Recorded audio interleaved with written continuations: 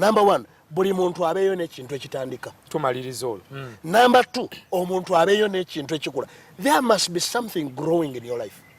Bw'oli abanga toyinayo ekintu kikula mu bulamu bwo, amaanyi g'okutandika kababeere ba corporate, kababeere bayivu ddala, kababeere ba wansi eri, obulamu busobola kutandika. Nze nabagamba bw'otunuulya kobeere mulamuzi, bw'otunuulyanga mu kkooti mw'otuula nga tolabamu osobola kuteeka ku ddaame mu kiraamo kino nga nti mutabani wange Mayambala mulami n'entebe kwe nalamuliranga emisango bwe ndiba nga nvudde wano gy'atuula awo entebe ya gavumenti akaba kitegeeza nti toli bulungi yadde.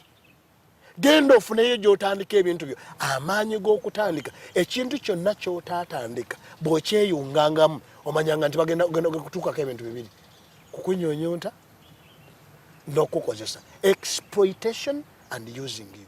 Ekigambo ekyokusatu maturity.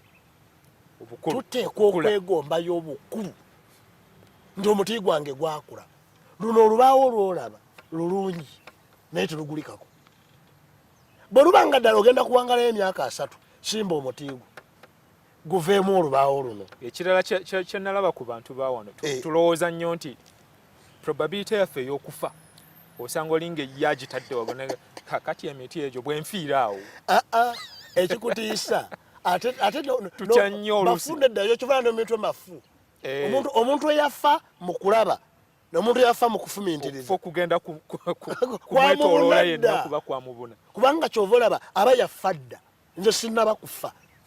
Nze ekimpandiisa ebitabo bino sinnaba kufa. Omuntu omuyanga nti owandiisa ebitabo abantu tebasomye ne mugamba nti nkubuulire abatasomye bali mabega. Ye ne bw'onooba onoofa bw'oteekawo emiti nga bw'oganya kiteekawo omuti waliwo abaana b'ozadde. Muli luddawa buuza mu bulamu bwo bwogeza nti kiki kye nali nsadde ku ttaka. Ekyokubiri kikula. Bwe kubanga bakinaaba kikula kijja kutuuka mu bukulu kibeere nga kigula muwalana. Otukoze bulungi. Olwaleero twefumitiriza kuggyawo embeera etawaanya mu bukadde oba etawaanya oba ekola etya. Bw'oliba bulungi. By the way omuntu agandi naye ndibaako obulungi. Waliwo ekigambo ekisinga ku kutawaana. Osanga ow'enkaaga nga gwe bakyakozesa bamutemera olubimbi lw'okukabala oba okutema ebikata. Oyo aba atawaana aba aliwa.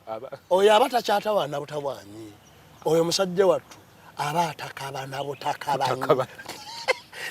Njagala ogamba abantu nti omuntu asobola okutufuna. By the way ebitabo byaffe okubeerera kutomala gakola ebyama by'abagagga lwaki tokulaakulana abagagga gye bajja ssente n'ebitabo ebirala bingi bisange mu matundiro genda ku Aristo kuba alina ebitabo ebyo.